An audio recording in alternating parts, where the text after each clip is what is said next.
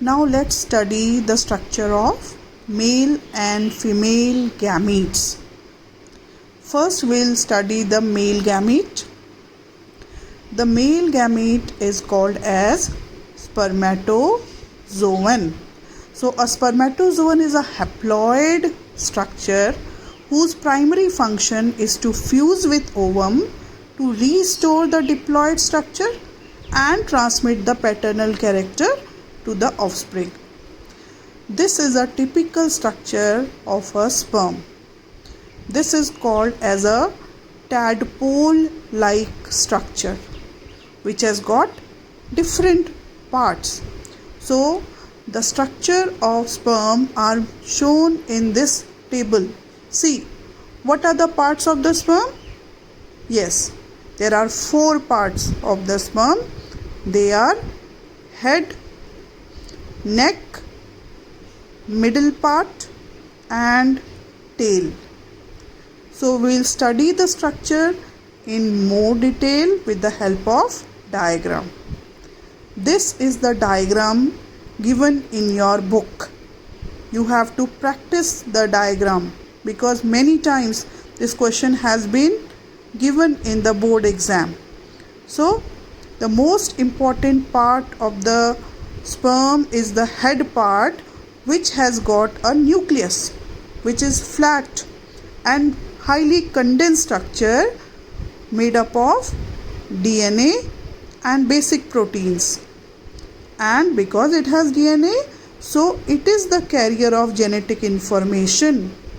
Apart from the nucleus, there is also a cap-like structure called as acrosome. The tip of the sperm has got acrosome, which has got many enzymes which are called hydrolytic enzyme. And then there is a middle piece which has got the mitochondria, which provides energy for the movement of the sperm.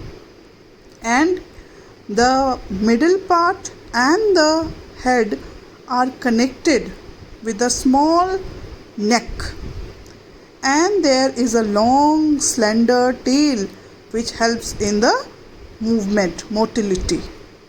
Okay, so this is the structure. Now we'll study the structure of ovum. Ovum, as I mentioned, it is the female gamete. It is a bigger structure. You can see the diagram, very easy diagram.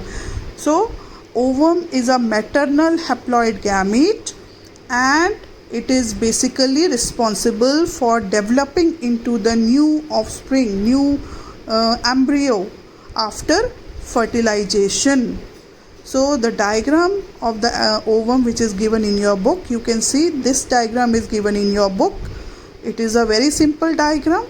We'll study the details of this structure. So the ovum, human ovum, is microlethal. It has less yolk but a large cytoplasm, and the cytoplasm has got transparent exoplasm and an opaque endoplasm, and it has got many layers or envelopes. There are basically 3 envelopes which are covering the ovum. What are these 3 envelopes? We'll study these 3 envelopes with the help of diagram. So you see the diagram, there is an outer envelope which is called corona radiata. Then there is a blue colored structure called zona pellucida. Then the innermost layer, that is called vitelline membrane, and the yellow part, that is called perivitelline space.